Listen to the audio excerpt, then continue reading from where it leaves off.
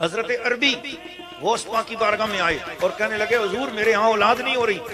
آپ نے ایسے دیکھا غوث پاک نے اور فرمایا کہ تیری تقدیر میں اولاد نہیں ہے. میں نے اللہ کی تقدیر کی کتاب میں دیکھا ہے وہاں اولاد نہیں ہے تیرے لیے. تو عرض کیا اولاد نہیں تھی؟ یہ بات تو مجھے گھر میں بھی پتا تھی. اولاد نہیں تھی میرے مقدر میں، یہ بات مجھے گھر میں بھی پتا تھی. آپ کے در پر اس لیے آیا ہوں کہ تقدیر میں نہیں ہے تو لکھواؤ. التجا کی غوث پاک نے، مولا اس کے لیے اولاد لکھو.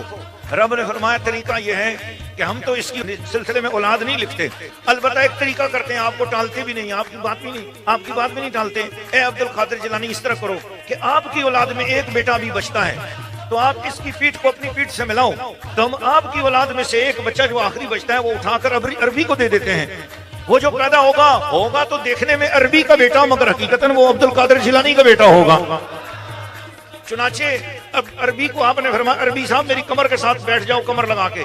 تو وہ کمر کے ساتھ کمر لگا کے بیٹھے. مولا جوڑ دی. اللہ نے فرمایا ہم نے بھی تقدیر موڑ دی.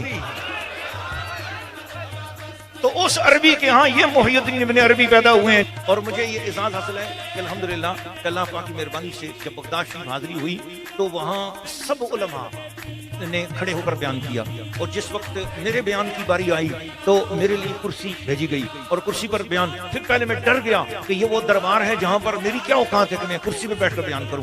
پھر میں ڈر کے پھر میں بیٹھ گیا کرسی پر. اس لیے میں نے کہا اب غوث پاک کی بھیجی ہوئی کرسی کو انکار کیسے کیا جائے.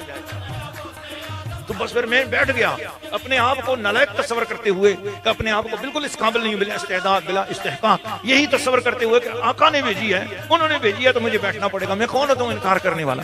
تو اس لیے وہاں پھر کرسی پہ بیٹھ کر غوث پاک کے دروازے پر بیان کرنے کا مجھ مسکین کو شرف حاصل ہوا ہے الحمدللہ بغداد شریف میں. اور الحمدللہ وہاں مسئلے پر نماز پڑھانے کا بھی شرف نصیب ہوا، جنازہ پڑھانے کا بھی شرف نہیں ہوا. ایک دن اس طرح ہوا میں سویرے کوئی 10 بجے کا ٹائم تھا، نفل ادا کر رہا تھا، ایک جنازہ آ گیا اور میں نفل میں تھا اور جنازہ کھڑا ہے. میں کیا مسئلہ ہے، جیسے سلام پھیرا تو وہ جو وہاں کے خادم تھے وہ کہہ رہے تھے کہ آپ ادھر آؤ جنازہ پڑھاؤ، یہاں جنازہ پڑھانے والا کوئی نہیں ہے. میں خوش ہو گیا، میں نے کہا سرکار نے یہ کام بھی مجھ سے لینا تھا، الحمدللہ ہو گیا. پھر میں گیا، میں نے جنازہ بھی پڑھا اور جنازہ پڑھا کے اس کے بعد پھر اس کو کندھا بھی میں نے دیا. گاڑی تک ان کی جو میت کو لے جانے والی گاڑی تھی وہاں تک میں نے کندھا دیا. میں نے کہا خوش نصیب ہے کہ تیرا جنازہ غوث پاک کے دروازے پر ہو رہا ہے.